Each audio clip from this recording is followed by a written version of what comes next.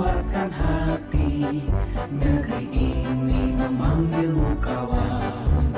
Belajar bergerak berbagi untuk negeri, guru penggerak majukan pendidikan. Guru penggerak menghamba para murid, kreatif rancang pembelajaran. Bismillahirrahmanirrahim. Assalamualaikum warahmatullahi wabarakatuh. Waalaikumsalam warahmatullahi wabarakatuh. Alhamdulillahirrahmanirrahim. Pada kesempatan kali ini perkenalkan saya Suhandi dari SMK Industri Kreatif. Saya bagian dari calon guru penggerak angkatan 11 Kota Bekasi. Pada kesempatan kali ini saya tidak sendiri. Saya bersama kepala sekolah saya di sini, Bapak Raffi Wibowo STMN. Assalamualaikum Bapak. Baik Bapak, pertama-tama di sini saya ucapkan banyak terima kasih atas waktunya berbagi kepada saya dalam wawancara kali ini mengenai pengambilan keputusan. Oke. Baik Bapak, langsung saja mungkin Pak ya. Nah, langsung saja pertanyaan yang pertama Pak.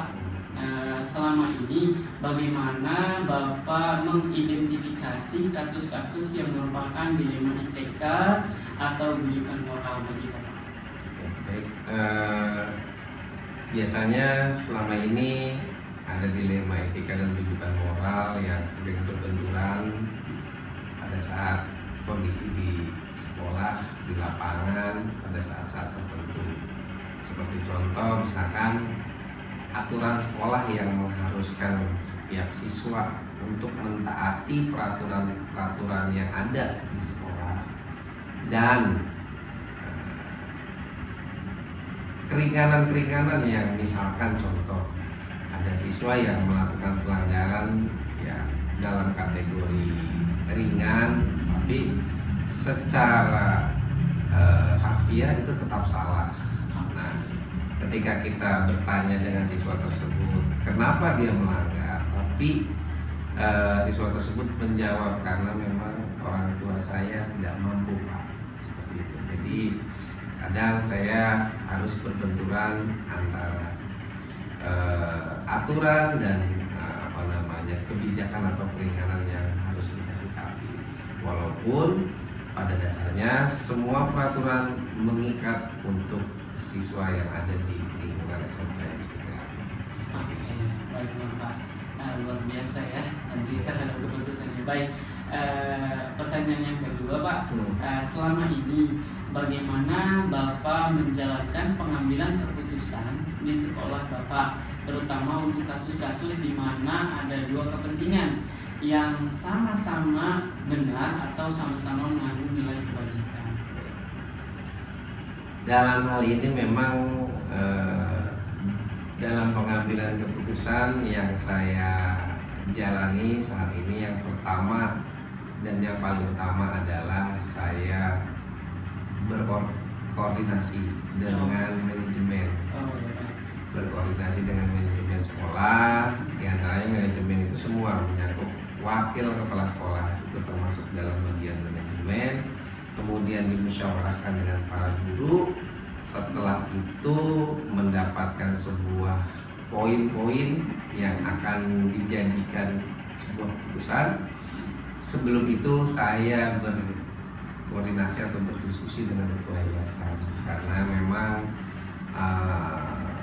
pengambilan keputusan untuk di sekolah kami di SMK Industri Kreatif, walaupun semua kewenangan ada di tangan kepala sekolah dan atas dasar masukan-masukan dari manajemen dan para guru yang ada di SMK Industri Kreatif, tetapi ada andil dari yayasan yang dapat menjadi penyempurna. Jadi seperti itu. Dan apabila ada dua kepentingan yang sama-sama harus didahulukan dan sama-sama benar, artinya itu kembali lagi saya melihat timing waktu di mana kita bisa nggak keputusan A ini kita dahulukan atau kita prioritaskan, keputusan B ini kita pending dulu untuk di waktu yang akan datang. Jadi melihat skala prioritas. Jadi kalau itu pun sama-sama kuatnya, kembali lagi kita lihat urgensinya dan manfaatnya yang lebih banyak yang mana. Nah itu yang didahulukan. Oke, baik. Terima kasih Pak. Oke, lalu langkah-langkah atau prosedur seperti apa yang biasa Bapak lakukan selama ini? Oke. Yang pertama ya, yang paling utama adalah informasi Pak. Informasi yang kita dapat, kita tampung.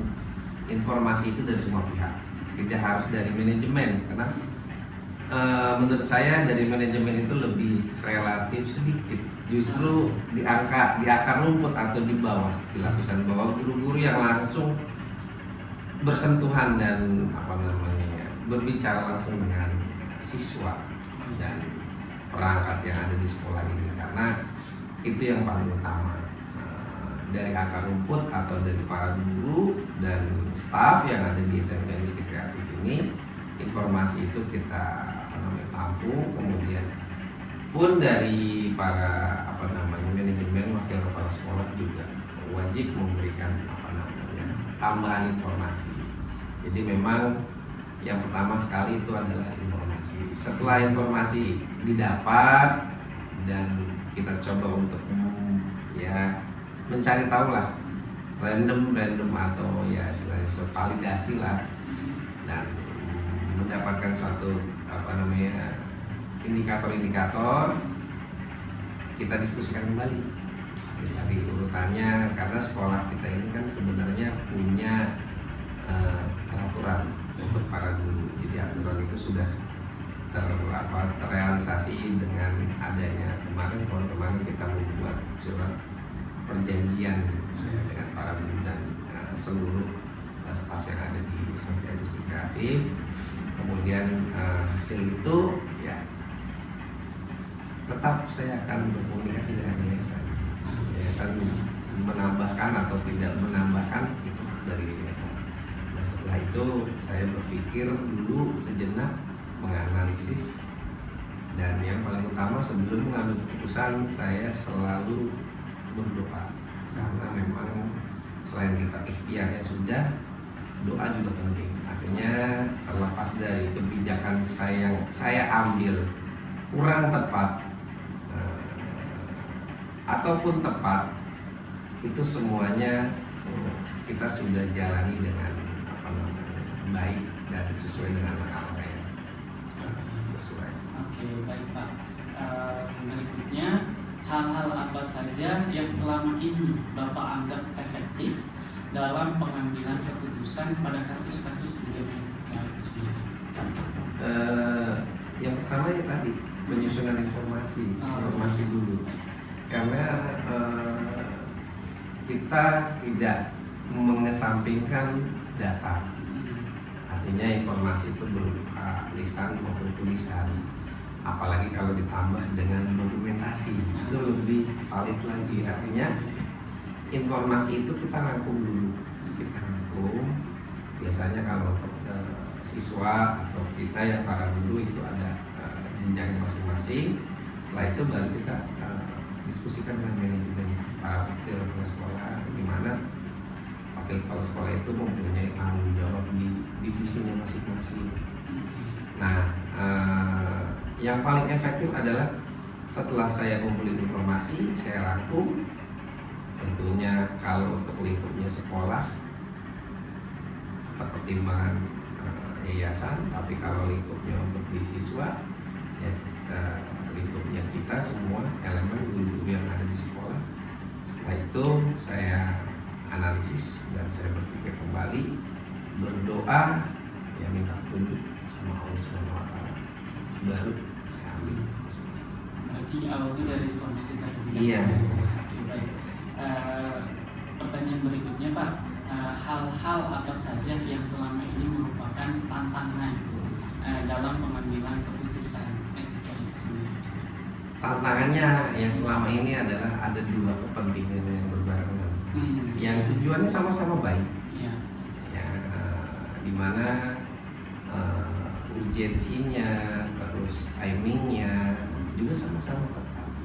Tapi kita harus memutuskan pending dan prioritas. Artinya tidak semua, ya saya secara pribadi ya sebagai pemimpin tidak selalu melulu sempurna di balik kepemimpinan dan pengambilan keputusan.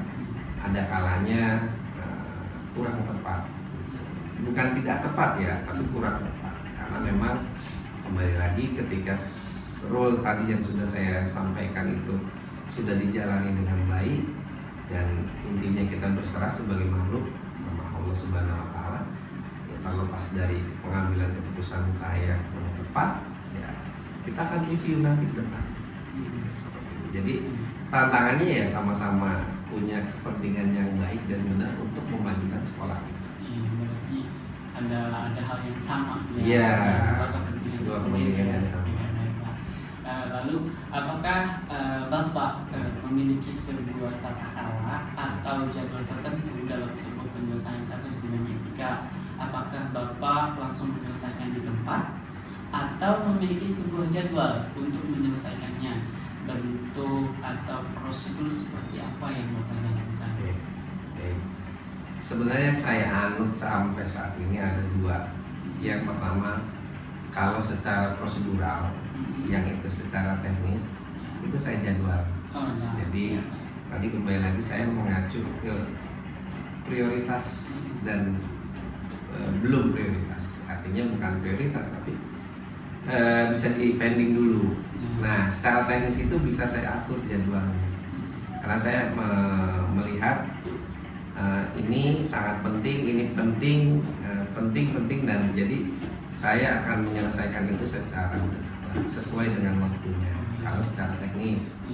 Tapi kalau yang mewajibkan kita untuk mengambil keputusan secara cepat, tepat dan tugas, artinya saya butuh juga informasi yang cepat, tepat dan tugas tadi yang saya sampaikan itu titik poinnya adalah berdasarkan dengan data. Jadi kalau tidak ada data, ya saya tidak akan mengambil keputusan. Karena data itu pendukung atau bukti penting. Kan data tadi sudah saya sampaikan bisa lisan, tulisan, apalagi kalau ditambah lagi dengan dokumentasi. Ya, jadi setelah itu jelas, saksi mata ada, melihat, ya kan tadi kan berarti melihat kan terdokumentasikan, terus juga tertulis, ya, baru bisa saya lakukan langkah-langkah yang cepat untuk pengambilan sebuah keputusan. Oke, baik Pak. Berikutnya Pak, adakah seseorang atau faktor-faktor apa yang selama ini mempermudah atau membantu Bapak dalam pengambilan keputusan dalam kasus-kasus dilema etika? Yang pertama tentunya di sini alhamdulillah ya, Bapak Ibu gurunya yang pertama punya motivasi tinggi, semangat tinggi, karena masukan-masukan dari Bapak dan Ibu guru yang ada di SMK Industri Kreatif ini random, bervariatif, terus juga inovatif dan ya sedikit ada kreatifnya karena sesuai dengan moto SMK Industri Kreatif. Karena memang gendernya dan secara umur juga memang para guru yang ada di SMK Industri Kreatif ini semua masih muda dan jiwa untuk membangun sekolahnya tinggi, untuk mencerdaskan anak-anak didiknya juga tinggi, dan yang paling utama adalah kemauan untuk belajar. Kemauan untuk belajarnya tinggi, itu sudah saya lihat dan saya perhatikan, terbukti dengan pelatihan-pelatihan teknis dan non teknis, ya itu semuanya berpacu dalam hal yang positif. Nah itu yang pertama. Yang kedua mungkin ya manajemen yang itu para wakil kepala sekolah yang turut menyumbangkan ide-ide, masukan-masukan, dan ya tak lupa pula juga dari yayasan punya andil untuk memberikan masukan seperti itu. Karena memang kembali lagi elemen yang paling bawah yang saya prioritaskan adalah para guru, dan alhamdulillah para guru semua di sini semuanya baik yang tadi saya sampaikan. Baik Pak, terakhir nih Pak ya. Iya. Terakhir pertanyaannya, dari semua hal yang telah disampaikan, kira-kira menurut Bapak ini pelajaran apa yang dapat Bapak ambil dari pengalaman Bapak mengambil keputusan dilema etika? Kesimpulannya ya, yang Iya. pertama memang faktor saya lihat faktor sumber daya alamnya itu ya. Kita pribadi ini para guru, saya juga Iya. guru, itu karena kemampuan para guru yang tadi sudah saya sampaikan sebelumnya itu sangat jadi patokan untuk pengambilan keputusan. Kemudian nilai informasi, tadi saya sampaikan informasi itu ada 3 hal yang saya tahu ya, tulisan dan dokumentasi, dan semangat juang untuk para guru yang ada di sini semua seluruh elemen. Saya lihat keinginan besarnya untuk memajukan sekolah dan karirnya ya untuk di profesi guru, terutama dalam hal ini Bapak Ibu guru semua melaksanakan jenjang-jenjangnya. Seperti kita ketahui, pemerintah pun juga memberikan kebijakan-kebijakan, memberikan edukasi yang sampai saat ini di SMK kita ini alhamdulillah sangat luar biasa. Jadi saya sangat terbantu dalam sebuah pengambilan keputusan masalah dilema etika ini, karena memang kita lihat dari beberapa faktor itu ya, saya lihat plus semua, plus artinya positif. Nah, itu unsur-unsurnya positif, Bapak Ibu guru, staf dan perangkat-perangkatnya, staf manajemen dan ketua yayasan pun mendukung ya, itu yang menjadi faktor utama dalam pengambilan keputusan.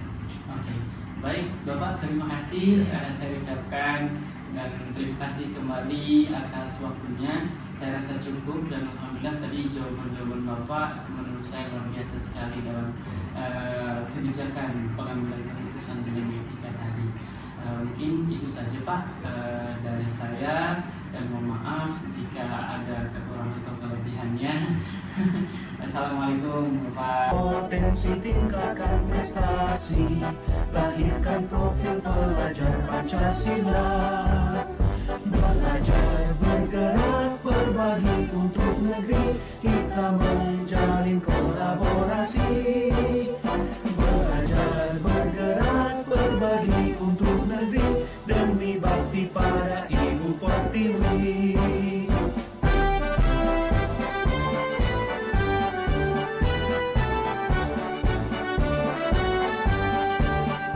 Bulatkan tekad, kuatkan hati, negeri ini memanggilmu kawan.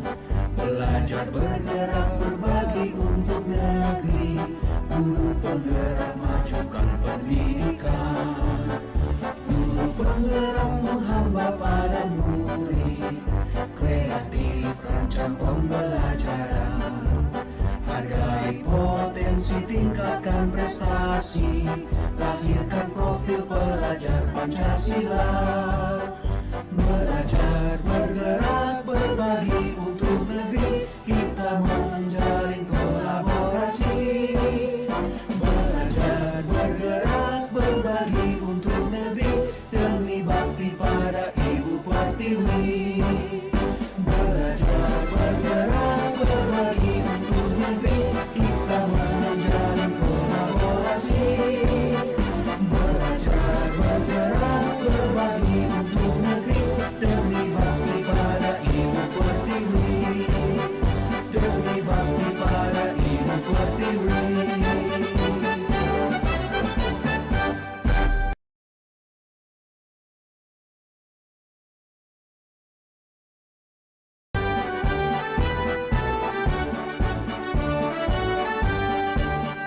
Bulatkan tekad, kuatkan hati, negeri ini memanggilmu kawan. Belajar, bergerak, berbagi untuk negeri, guru penggerak majukan pendidikan. Guru penggerak menghamba pada murid, kreatif rancang pembelajaran. Hargai potensi, tingkatkan prestasi, lahirkan profil pelajar Pancasila. Belajar, bergerak, berbagi untuk negeri kita